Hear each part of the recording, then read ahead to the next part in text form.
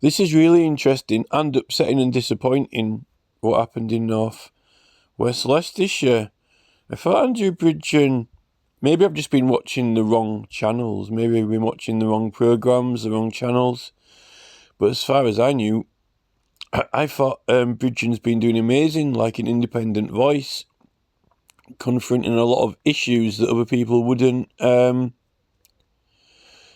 take on and challenge. And he seemed to get really good feedback as well from his constituents. And he seemed quite happy in his programmes. He was really trying anyway, unless he wasn't being honest about the figures or popularity. So Labour have won in North West Leicestershire. Thought Andrew Bridgen had done a lot, apparently, for that area. He actually had done a lot of decent, proper building, but apparently it doesn't seem like people appreciated it, or didn't think that it was right or not. But anyway, the results are actually quite amazing. This Amanda Hack has won.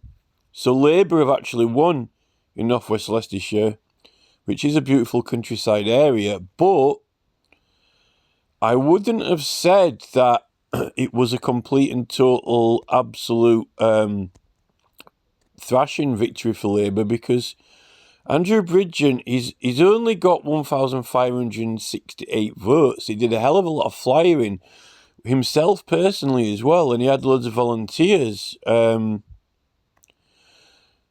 say that he went round loads and loads of houses and delivered loads and loads of leaflets with his team and him, he's only pulled in 1,568 votes, which is not a lot, really.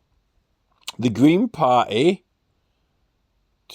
nearly got double what Bridgen got in North West Leicestershire. And then the Liberal Democrats got a little bit more than Bridgen themselves, 1,600. This other independent got only 136 votes. Sibohan Dillon. Notice there's nothing on there like the Monster Raven Looney or any other strange independents, but that is like just a person who's not necessarily that well known, but they had a go at it. 136. Now this is where it gets interesting. This Noel Matthews has got 9,678,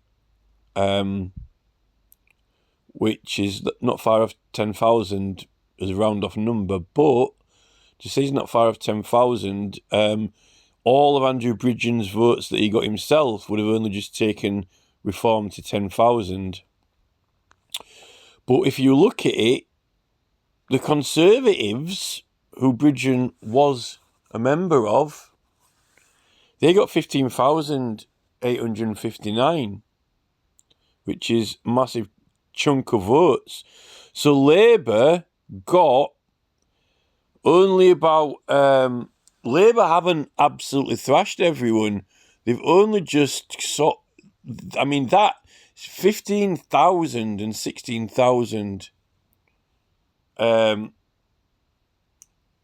Labour got 1,000 votes more than the Tories, but they got this huge 15k body of votes backing it up. So really, Bridgen, if all the people who voted for Bridgen would have voted for Tory instead, then they would have equalled Labour. So that means that the area as a whole is very much split politically between a kind of Labour position and a Tory position.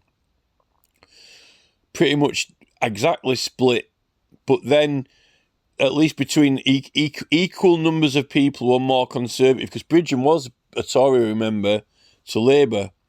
But then you've got this huge, it's not as huge as the Conservative or Tory, but you've got this Noel Matthews from Reform. Now, they got 9,000, so they've got a substantial, noteworthy number of votes, a lot more than Bridgen got himself.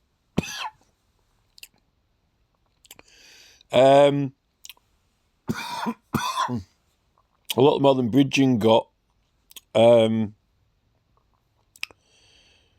But you see, the thing is, the Conservative Party generally, people are saying that Reform is it's kind of an alternative to the Tories. There's a lot of Tories joined it, and they tend to be more Tory as a position, although they oppose the Tories on certain things.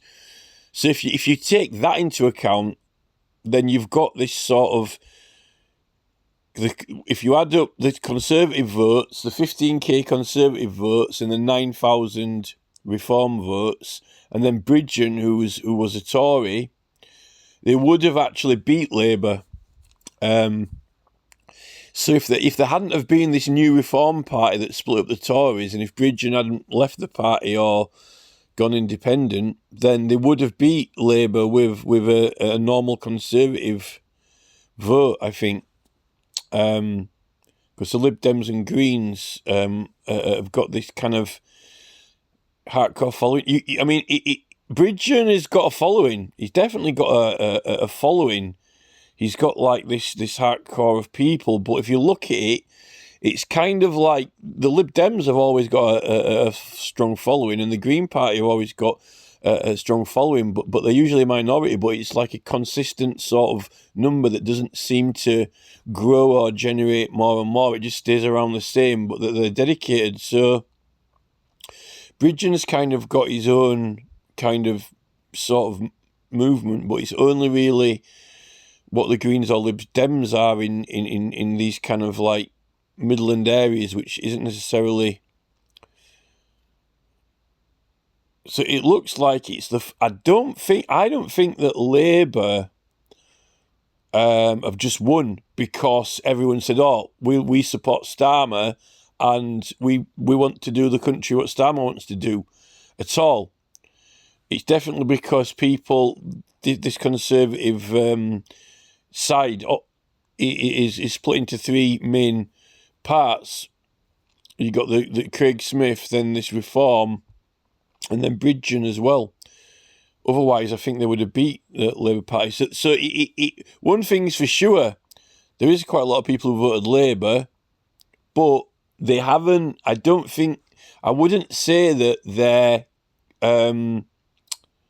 I wouldn't say that the entire county is behind them at all. In fact, it's pretty much, it's quite an interesting complete division of votes, really, a spectrum. You've got these, Reform, and if you use like the colours that they go with, like Reform have got all kind of a different colour blue to Conservatives, and then Bridgen and then Labour, it's very, very, very interesting. So I don't think Starmer. You see, this is the thing. A lot of people voted for Reform, and it gained quite a lot of following. In fact, Reform has suddenly popped up here with these 9,600 votes, which is actually more than these long-established Greens and Lib Dems, which you would have thought North West Leicestershire. It's got, Breedon on the Hill and, Ashby and all these beautiful countryside places. You'd have thought that people would want to be Green or Lib Dem there, but I think that obviously you've got these, there's a lot of like, Colville and places like that, which are, very much working class but villages, and then you've got some Leicester as well. So it's a shame that the political spectrum is split. But Labour seem to take, this precedence with Starmer, which I don't think that he I don't think Starmer deserves it. And the fact that the Tories called a general election anyway, just because they weren't doing good and they were so unpopular, actually the country is pretty much divided. So therefore, you could say, well, Reform they performed quite well with votes, but it didn't translate to seats because of how the system's set up. So Starmer, I think the Tories don't deserve probably to be, in charge of the government, but that doesn't mean that Starmer deserves to replace them. It means that really people are divided, and they're making it look like with that Starmer was using that flag, which was like the wider part of the red coming across the like you got the sign, and it was like a Union Jack, but with the red part taking over. Go large or go home. He wanted to build, or and he's getting in a way. I think he was getting a lot of the. It's almost like the Coronation Street vote. It's the almost like the vote of the Skegness guy on the Skegness sign, and I don't actually think that Labour really. Other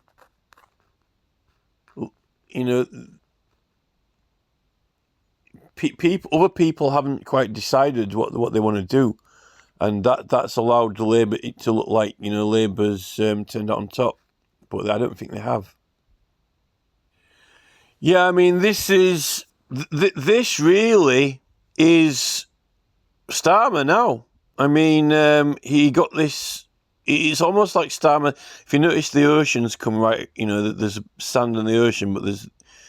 I think he got the vote from this type of target in the election, in my opinion.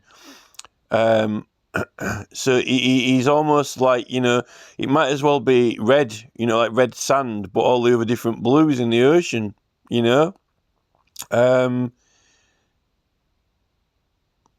Welcome to Labour. That's what it should be. Welcome to Labour, with all the split Tory votes in the different hues in the ocean. So I'm going to do a picture of that. It'd be pretty good.